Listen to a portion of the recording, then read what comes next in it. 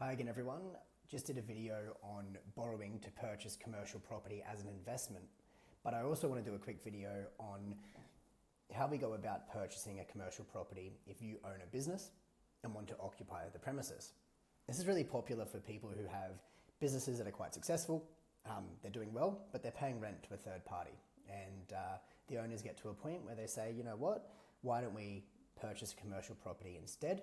Now obviously I can't provide accounting advice around structures and how best to do that, but what I can do is talk about how the lending works. Now this is actually a real life example. I've just removed the details of the client, but everything else is pretty much exactly like what I've done here. So this here, before we talked about lease stock, the borrowing capacity and the debt assessment was all based on the rent that was being received from the commercial property. We got like a 67% loan to value ratio. It's very different. For a commercial owner occupied premises, not only is the security structure different, which I won't talk about in this video, but the assessment to debt is different as well. So we effectively look at the business's ability to service the debt associated with the new property. So how's that work? Well, in this example, the applicant wanted to buy a $1.575 million commercial premises. They're actually seeking a 90% loan to value ratio in this case. So a lot higher LVRs are available for businesses compared to commercial investment on lease stock.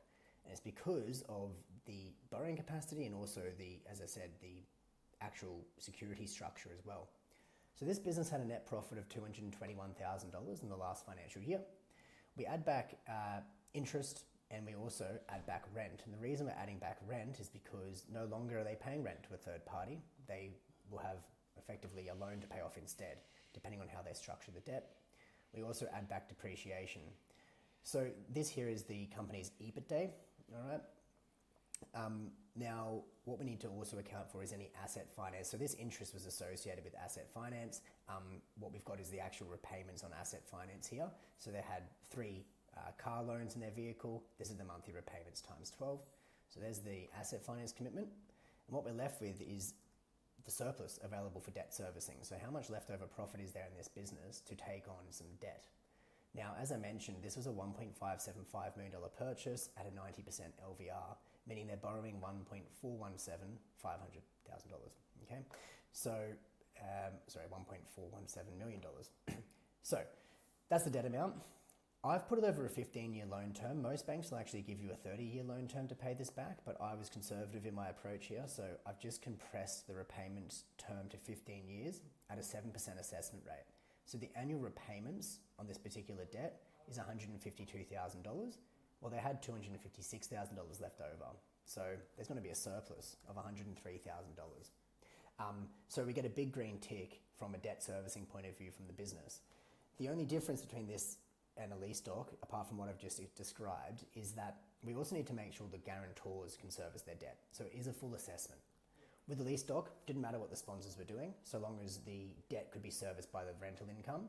But generally speaking, when a commercial property is being purchased by a business, we want to take G&I. So we actually want to take guarantee and indemnities from the directors of the trading business. And therefore, we need to make sure that the directors can service their debt as well. I won't go through the individual debt servicing assessment here, but what I would have also done here with the bank is demonstrated that between the salaries that the applicants derive from the business, as well as the business profits, those applicants could service their own debts, so home loans, car loans, credit cards, living expenses in their own environment. If we get a green tick in that too, we get a green tick on both sides of the application, and away we go.